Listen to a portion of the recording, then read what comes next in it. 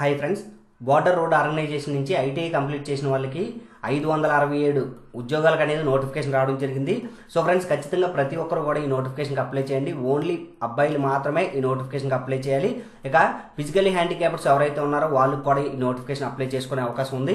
ఈ నోటిఫికేషన్ అనేది మనకి లాస్ట్ డేట్ ఏంటంటే 45 రోజులు ఉంటుందన్నమాట. అంటే మనకి 31/6 ఎంప్లాయ్మెంట్ న్యూస్లో, అంటే మనకి డిసెంబర్ 31 జనవరి 6 ఎంప్లాయ్మెంట్ న్యూస్లో ఈ నోటిఫికేషన్ రావడం జరిగింది. సో ఫ్రెండ్స్, మీ అప్లికేషన్ రిజెక్ట్ అవ్వకుండా ఉండాలి అంటే దాదాపుగా 31/1/2023 కల్లా మీ అప్లికేషన్ అనేది బార్డర్ రోడ్ ఆర్గనైజేషన్ వాళ్ళకి రీచ్ అయిపోవాలన్నమాట. ఆ విధంగా మీరు అప్లై చేస్తే మంచిదన్నమాట. సో ఫ్రెండ్స్, ఇటువంటి నోటిఫికేషన్లు మీరు వెంటనే తెలుసుకుందాం అంటే ఐటీఐ బిడ్ బ్యాంక్ యాప్ అనేది మీరు గూగుల్ ప్లే స్టోర్లోకి వెళ్ళి మన లోగోతో ఉంటుంది, డౌన్లోడ్ చేసుకోండి. డౌన్లోడ్ చేసుకున్న తర్వాత మీ మొబైల్ నెంబర్తో లాగిన్ అయిన తర్వాత నోటిఫికేషన్ ఆప్షన్ దగ్గర అన్ని గవర్నమెంట్ జాబ్ నోటిఫికేషన్లు అలాగే అప్రెంటిస్షిప్ నోటిఫికేషన్లు ఐటీఐకి సంబంధించిన ప్రతిదీ కూడా అప్డేట్ అవుతూ ఉంటుంది. ఇక మీకు ట్రేడ్కి సంబంధించిన మెటీరియల్ కూడా ఫ్రీగానే దొరుకుతుంది. ఖచ్చితంగా ప్రతి ఒక్కరు యాప్ ఇన్స్టాల్ చేసుకోండి. సో ఫ్రెండ్స్, ఇక నెక్స్ట్ వేకెన్సీస్ విషయానికి వచ్చినట్లయితే ఫస్ట్ అయితే వేకెన్సీస్ అన్నీ చెప్తాను. తర్వాత మీకు ఏ ట్రేడ్కి ఐటీఐ ఏ ట్రేడ్ చేసిన వాళ్ళు ఎలిజిబిలిటీ ఉంటుంది అన్నది మనం తర్వాత నోటిఫికేషన్లో ఎక్స్ప్లెయిన్ చేసుకుందాం. ఇక లేదనుకుంటే డిస్క్రిప్షన్ లింక్లో ఇచ్చాను, మీరు లింక్లో పూర్తి వివరాలు అనేది తెలుసుకోవచ్చు. సో ఫ్రెండ్స్, రేడియో మెకానిక్ 2 వేకెన్సీలు, అలాగే ఆపరేటర్ కమ్యూనికేషన్ 157 వేకెన్సీలు, డీజిల్ మెకానికల్ ట్రాన్స్పోర్ట్ అనేది బ్యాక్లాగ్ అలాగే కరెంట్ వేకెన్సీలు అన్ని కలిపి 9. ఇక వెహికల్ మెకానిక్ చూసుకున్నట్లయితే 236. ఇక ఎంఎస్డబ్ల్యూ డ్రిల్లర్ చూసుకున్నట్లయితే 11. ఎంఎస్డబ్ల్యూ మ్యాసన్ చూసుకున్నట్లయితే కరెంట్ వేకెన్సీస్ బ్యాక్లాగ్స్ 2 కలిపి 149. ఇక MSW painter, MSW mess waiter చూసుకున్నట్లయితే మనకి 1 పెయింటర్ 5 అలాగే మెస్ వెయిటర్ 1, టోటల్గా 567 వేకెన్సీలకు నోటిఫికేషన్ రావడం జరిగింది. సో ఫ్రెండ్స్, ఈ నోటిఫికేషన్లో ఆపరేటర్ కమ్యూనికేషన్ చూసుకున్నట్లయితే రేడియో మెకానిక్ చేసిన వాళ్ళకి మంచి అవకాశం. 157 వేకెన్సీలు అంటే చాలా ఎక్కువ. ఖచ్చితంగా ప్రతి ఒక్కరు రేడియో మెకానిక్ ఎవరైతే చేశారో అందరూ అప్లై చేయండి. ఇక డ్రైవర్ మెకానిక్ ట్రాన్స్పోర్ట్ ఏదైతే ఉందో దీనికి దాదాపుగా డీజిల్ మెకానికల్ వాళ్ళు అప్లై చేసుకునే అవకాశం ఉంటుంది. ఇక వెహికల్ మెకానిక్ ఏదైతే ఉందో దీనికి కూడా డీజిల్ మెకానికల్ వాళ్ళు మోటార్ మెకానికల్ వాళ్ళు అప్లై చేసుకునే అవకాశం ఉంటుంది 236 వేకెన్సీలకి. కాబట్టి ఖచ్చితంగా ప్రతి ఒక్కరు కూడా ఈ అవకాశాన్ని యూటిలైజ్ చేసుకోండి. ఇక మనకి ఈ విధంగా ఎన్ఎక్జిల్ ఏబిసి అని చెప్పేసి 3 అప్లికేషన్ అయితే మనకు ఇవ్వడం జరిగింది. 3 కూడా మీ ఓన్ హ్యాండ్ రైటింగ్స్తో రాసిన తర్వాత ఇక్కడ ఫోటో అంటించి అన్నీ కూడా మనం బిఆర్ఓకి పంపించాలన్నమాట. సో ఫ్రెండ్స్, ఈ నోటిఫికేషన్ కేవలం అబ్బాయిలు మాత్రమే ఎలిజిబిలిటీ ఉంటుంది. ఇక మనకి ఫిజికల్ ఎఫిషియన్సీ టెస్ట్ అని, ప్రాక్టికల్ టెస్ట్ అని, అలాగే రిటర్న్ ఎగ్జామ్ అని దీని ద్వారా మనల్ని సెలెక్ట్ చేయడం జరుగుతుంది. ఇవన్నీ కూడా మనకి పూణేలోనే జరుగుతాయి అనమాట. సో ఫ్రెండ్స్, ఇక మనం ఏ అడ్రస్కి పంపించాలంటే మన అప్లికేషన్ అనేది కమాండెంట్ బిఆర్ఓ స్కూల్ సెంటర్ అలాగే డిజీ క్యాంప్ పూణే 511015కి మన అప్లికేషన్ అనేది మనం వాళ్ళకి పంపించాలన్నమాట.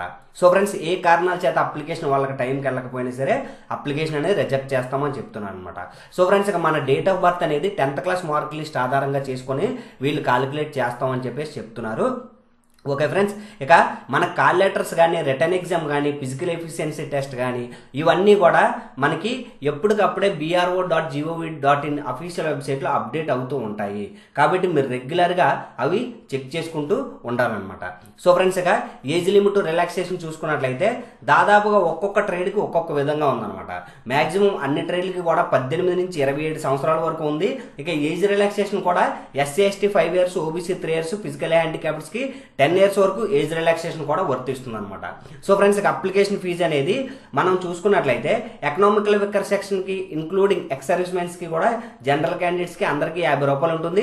అదర్ బ్యాక్వర్డ్ క్లాసెస్కి 50 రూపాయలు ఉంటుంది. SC వాళ్ళకి, ST వాళ్ళకి అలాగే ఫిజికల్ హ్యాండిక్యాప్డ్స్కి ఎటువంటి ఫీజు కూడా ఉండదన్నమాట. సో ఫ్రెండ్స్, ఈ ఫీజు అనేది ఎలా పే చేయాలంటే మనకి అఫీషియల్ వెబ్సైట్ లింక్ అనేది డిస్క్రిప్షన్ ఉంది, లేదా యాప్లో కూడా మీకు అఫీషియల్ వెబ్సైట్ లింక్ వస్తుంది.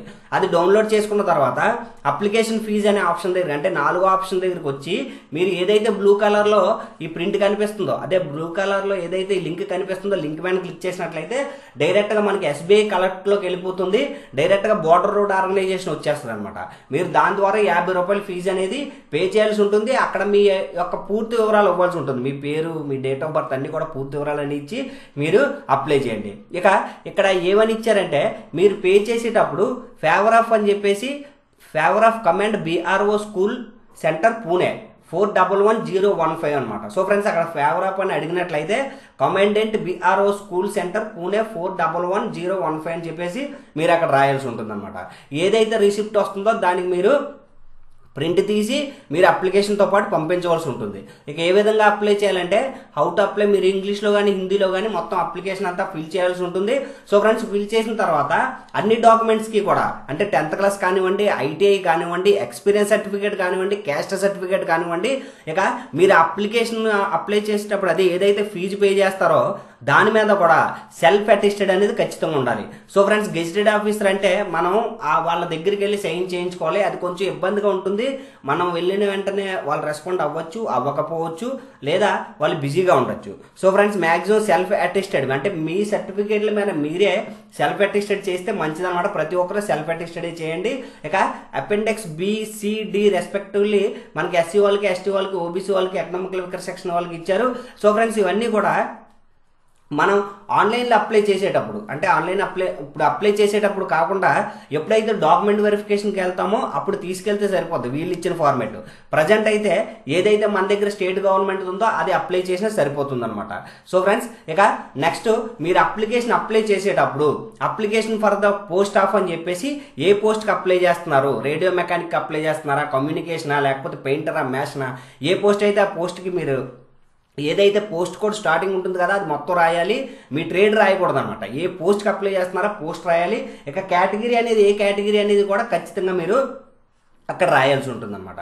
సో ఫ్రెండ్స్, ఇక weightage percentage in essential qualification మీ యొక్క క్వాలిఫికేషన్ యొక్క పర్సంటేజ్ ఎంత అనేది కూడా ఖచ్చితంగా మీరు ఇక్కడ రాయాల్సి ఉంటుంది అనమాట. ఓకే ఫ్రెండ్స్, ఇక అప్లికేషన్ అయితే మనం దాదాపుగా 45 రోజుల లోపు వీళ్ళు అడిగిన దగ్గరికి పంపించాలి. ఇదన్నమాట address commandant BRO school centre district camp, అలాగే పూణే 411015కి 45 రోజుల్లోపు మనం పంపించాల్సి ఉంటుంది అనమాట. సో ఫ్రెండ్స్, ఇక ఎడ్యుకేషన్ క్వాలిఫికేషన్ చూసుకున్నట్లయితే రేడియో మెకానిక్ పోస్ట్కి చూసుకున్నట్లయితే ఐటీఐలో ఖచ్చితంగా 10th క్లాస్ కంప్లీట్ చేసిన తర్వాత రేడియో మెకానిక్ సర్టిఫికేట్ అనేది మీకు ఐటీఐలో చేసి ఉంటే సరిపోతుంది అనమాట. ఇక ఆపరేటర్ కమ్యూనికేషన్ చూసుకున్నట్లయితే మీరు రేడియో మెకానిక్ కానీ వైర్లెస్ ఆపరేటర్ కానీ ఐటీఐలో చేసి ఉంటే మీరు ఆపరేటర్ కమ్యూనికేషన్ ఆపరేటర్కి అప్లై చేసుకోవచ్చు. ఇక డ్రైవర్ మెకానికల్ ట్రాన్స్పోర్ట్కి చూసుకున్నట్లయితే మీరు 10th క్లాస్ కంప్లీట్ చేసిన తర్వాత హెవీ వెహికల్ డ్రైవింగ్ లైసెన్స్ ఉంటే అప్లై చేసుకోవచ్చు. ఇంకా వెహికల్ మెకానిక్ చూసుకున్నట్లయితే మీరు 10th క్లాస్ కంప్లీట్ చేసిన తర్వాత ఐటీఐలో మోటార్ వెహికల్ కానీ అంటే మోటార్ మెకానిక్ కానీ లేదా డీజిల్ మెకానిక్ కానీ చేసిన వాళ్ళు అప్లై చేసుకోవచ్చు. ఇక మల్టీ స్కిల్డ్ వర్కర్ డ్రిల్ కానీ చూసుకున్నట్లయితే మనం ఇది 10th క్లాస్ కంప్లీట్ చేసిన తర్వాత వీళ్ళు ప్రొఫిషియన్సీ టెస్ట్ పెడతారంట. అంటే బోర్డర్ రోడ్ ఆర్గనైజేషన్ వాళ్ళు అందులో ఖచ్చితంగా క్వాలిఫై అవ్వాలంటే దీనికి 10th క్లాస్ వాళ్ళు అప్లై చేసుకోవచ్చు. కాకపోతే వాళ్ళు పెట్టిన టెస్ట్లో మీరు పాస్ అవ్వాల్సి ఉంటుంది. ఇక next multi skilled worker Mason కనుక చూసుకున్నట్లయితే ఇందులో బిల్డింగ్ కన్స్ట్రక్షన్ కానీ బ్రిక్స్ మ్యాసన్ కానీ అంటే మ్యాసన్ చేసిన వాళ్ళు కానీ బిల్డింగ్ కన్స్ట్రక్షన్ అంటే మ్యాక్సిమం సివిల్ వాళ్ళు కూడా అప్లై చేసుకునే అవకాశం ఉంటుంది. కాబట్టి ఖచ్చితంగా ప్రతి ఒక్కరు కూడా ఐటీఐ చేసిన వాళ్ళు బిల్డింగ్ కన్స్ట్రక్షన్ అంటే సివిల్ వాళ్ళు అలాగే మ్యాసన్ వాళ్ళు కూడా ఈ వేకెన్సీస్కి అప్లై చేసుకోండి. సో ఫ్రెండ్స్, ఇక మల్టీ స్కిల్డ్ వర్కర్ పెయింటర్ చూసుకున్నట్లయితే ఐటీఐలో పెయింటర్ ట్రేడ్ ఎవరైతే చేశారో వాళ్ళు దీనికి అప్లై చేసుకోవచ్చు అనమాట. ఇక నెక్స్ట్ ఓకే ఫ్రెండ్స్, ఈ విధంగా ఉందన్నమాట. ఇక ఏ ట్రేడ్కి ఏ బిట్స్ అంటే ఏ విధంగా మోడల్ పేపర్ ఉంటుందన్నది క్లియర్గా ఇచ్చారు. మీరు నోటిఫికేషన్లో 24 పాయింట్ కనుక చూసినట్లయితే క్లియర్గా అర్థమవుతుంది. ఎగ్జాంపుల్కి నేను ఒకటి ఎక్స్ప్లెయిన్ చేస్తాను చూడండి. రేడియో మెకానిక్ చూసుకున్నట్లయితే క్వశ్చన్ ఆఫ్ ఎలక్ట్రానిక్ సర్క్యూట్ మీద మనకి ఇస్తారట. అలాగే operation and main wireless equipment మీద ఇస్తారు. అలాగే operation of switch board up to 10 lines వరకు ఇస్తారు.